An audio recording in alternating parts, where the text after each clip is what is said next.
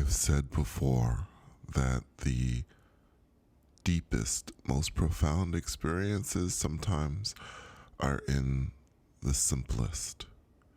It is 5:22 a.m. in the morning, February 10th, and as you know, normally if I am up at this time in the middle of the night or the very early morning, it is to share an experience with you.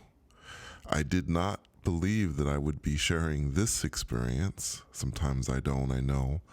I've told you before that there are times when I feel that for whatever reason, an experience just isn't all that interesting. I have many journeys. I have taken many trips. I have seen parallel worlds. I've seen things that are absolutely amazing, but sometimes the most profound things, the deepest things that come to me are in the simplest way. Around 4:30 or so in the morning, I was up. I had been working on the usual things, Spanish, that kind of thing. And I decided to lie down and relax.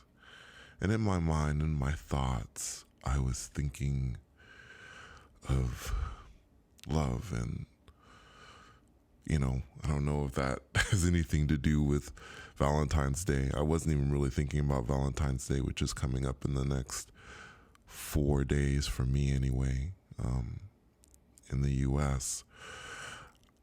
I was thinking of love, and I was thinking of love in the deepest way. I was thinking of being shown the most profound kind of love, to be touched by it in some way, to see it, to know what it is, to understand it, to have a glimpse of it. I put it out there in my thoughts, and then I just relaxed. And at some point in the darkness, I could feel myself rising, but not in the way when that happens when you astral project, not in that way. Because guys, I know you may be thinking of that. I didn't feel separation. I just simply felt as if I was rising up into the air. Now, normally with the beyond body, normally when I speak about that, I talk about moving at angles, propelling through space, that kind of thing. But this was a very gradual rise, higher and higher.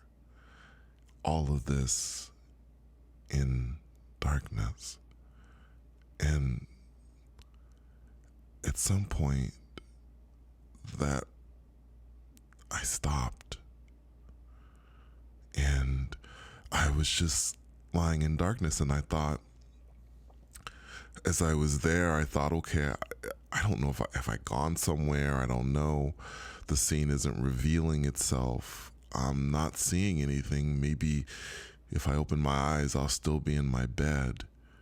And when I did open my eyes, and I opened that other set of eyes, those eyelids within my eyelids, I opened those eyes, my third eye. And when I did, but before that, I could feel, right before it, in the darkness, I did feel a hand. There was a hand holding my hand. I remember that. Something that isn't that unusual with me. I've felt a hand before. I've felt hands holding mine.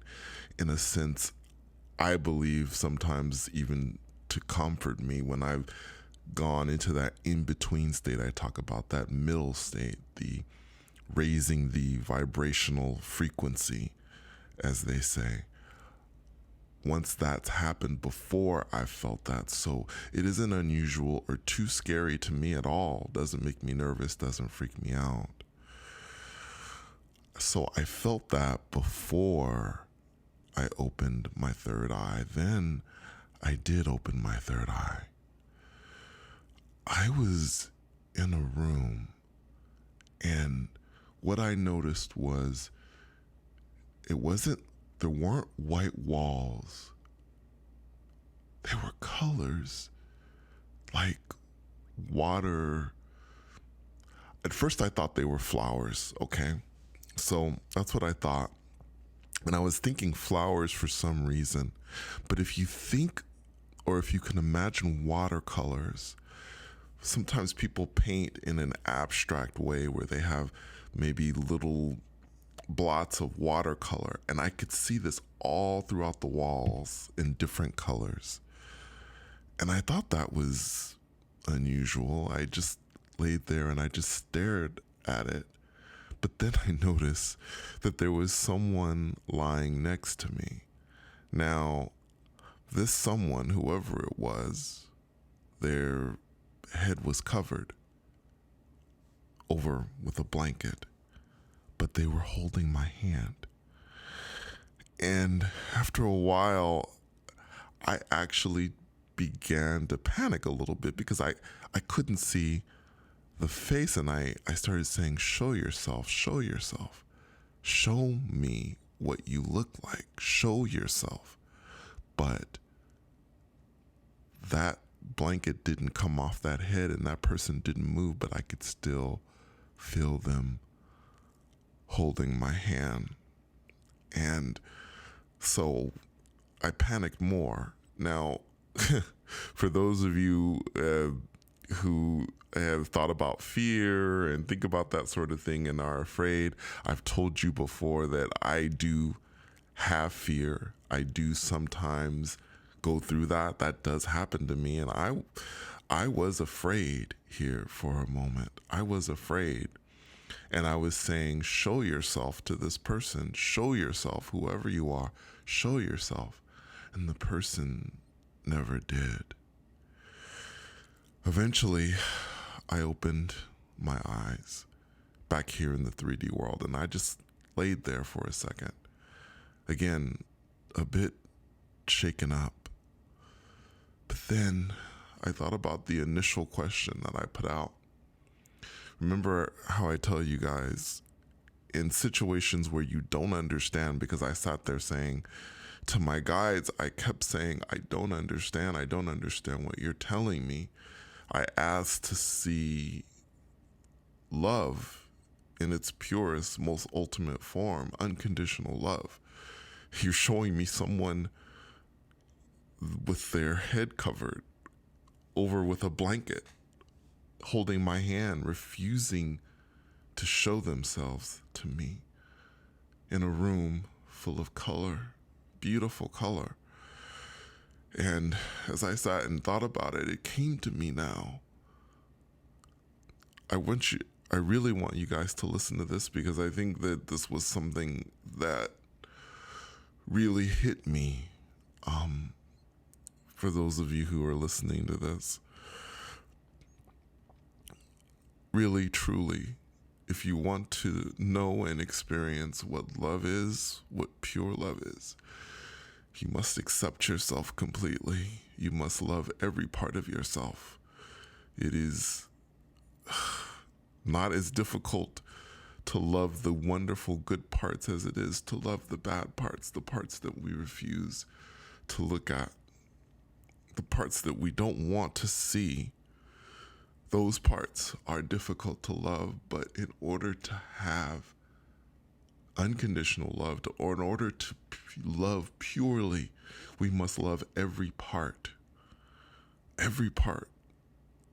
both the light and the darkness. It is important. I believe that that person under the blanket was an aspect of me, and my guides were showing me something here. This was not a trip. This was not a journey. This was my guides showing me what love is. To love something, both the good and the bad, completely.